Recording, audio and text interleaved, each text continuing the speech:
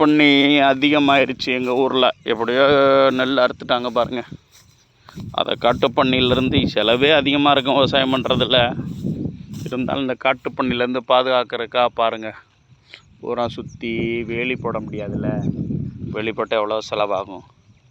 அதுபோல் எப்படியாவது நெல்லை பாதுகாத்து ஓரளவுக்கு அறுத்துட்டாங்க. அப்படியே பாதுகாக்கிறதுக்கு பாருங்கள் என்னென்ன போட்டிருக்காங்க. இதை பார்த்துட்டு பண்ணி இந்த சத்தத்தை கட்டு ஓடிருன்னு சொல்லி உள்ளே வராமல் வேலி போட முடியாதுல்ல. அவங்களால முடிஞ்ச செலவழித்து ஏதோ ஒரு இது மாதிரி போட்டிருக்காங்க பாருங்கள். உள்ள பாலித்தீன் பைகளை தொங்க விட்டா சத்தம் கேட்கும்ல, இந்த சத்தத்துக்கு ஓடிருன்னு சொல்லி அப்படியே கட்டி விட்ருக்காங்க பாருங்கள். அப்புறம் விவசாயம் பண்ணுற செலவே இன்றைக்கி அந்த செலவே மீட் அவுட் பண்ண முடியல, அவ்வளோ செலவாக இருக்குது. ஆனால் இந்த இடத்துல பன்னிகள் தொல்லை அதிகமாகிடுச்சு. எல்லாம் காடு கம்மாயாக இருக்கிறதுனால அங்கே இருந்துட்டு இந்த பன்னியை பூரா இந்த சவுண்டு வருது பாருங்கள். அந்த சவுண்டை கேட்டு தான் பன்னியெல்லாம் ஓடிடும்ட்டு. அதையும் மீறி ரெகுலர் ஆச்சுன்னா வர்ற பன்னி இருக்கத்தான் செய்யும். போட்டு நெல்லுகள்லாம் உழப்பி தள்ளிடும். கஷ்டப்பட்டு செலவு பண்ணி விளைச்சலை வர வச்சு அதுவும் பன்னியெல்லாம் கெட்டு போகும்போது ரொம்ப வேதனையாக இருக்கும் விவசாயிகள்.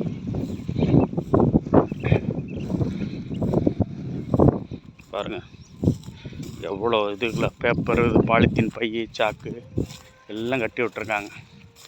குருவி பார்த்தீங்களா, குருவிகளை கிராமத்தில் அந்த சிட்டுக்குருவிகள், சின்ன குருவிகள் அவ்வளோ சந்தோஷமாக இருக்குங்க.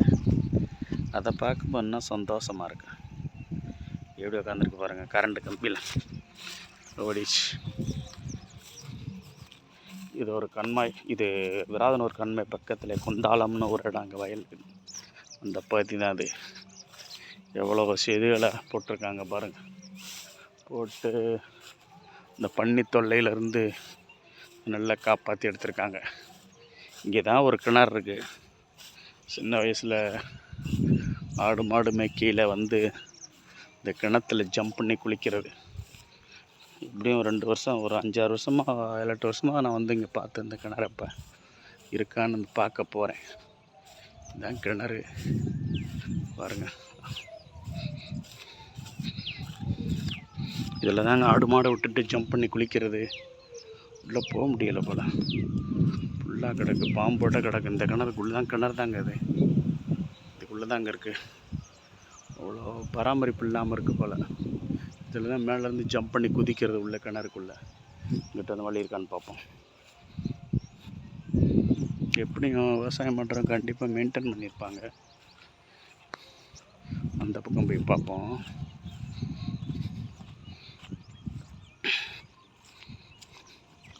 நம்மளாம் சுத்தம் பண்ணி வச்சுக்கிட்டா தான் விவசாய பகுதியில் வரும்போது கிணறை மெயின்டைன் பண்ணாமல் தான் வச்சுருக்காங்க. அம்மா தண்ணி ஏதாவது வச்சு, மழை பெய்யாத வச்சு விவசாயம் பண்ணிட்டு மோட்டார் பம்ப் செட்டு மெயின்டைன் பண்ணியிருந்தாங்கன்னா கரெக்டாக இருக்கும். ஆனால் பம்ப் செட்டு இருக்கு.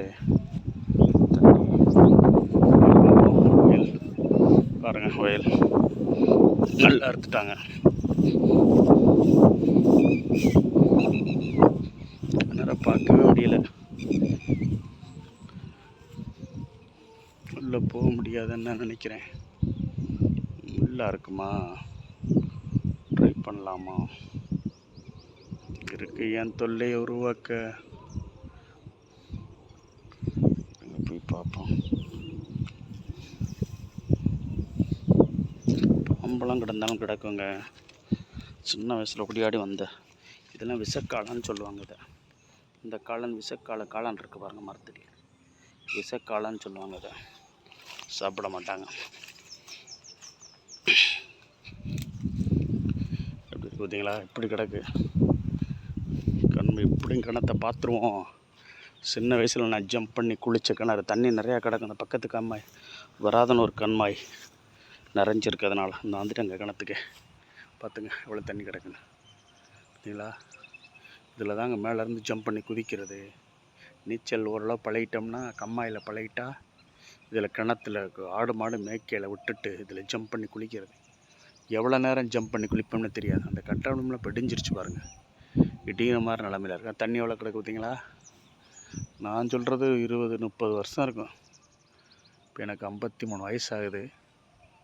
நான் காலேஜ் படிக்கிறேன்னா 17-20 வயசு இருக்கும்போது 30 வருஷத்துக்கு முன்னாடி நான் சொல்கிற விஷயங்கள்.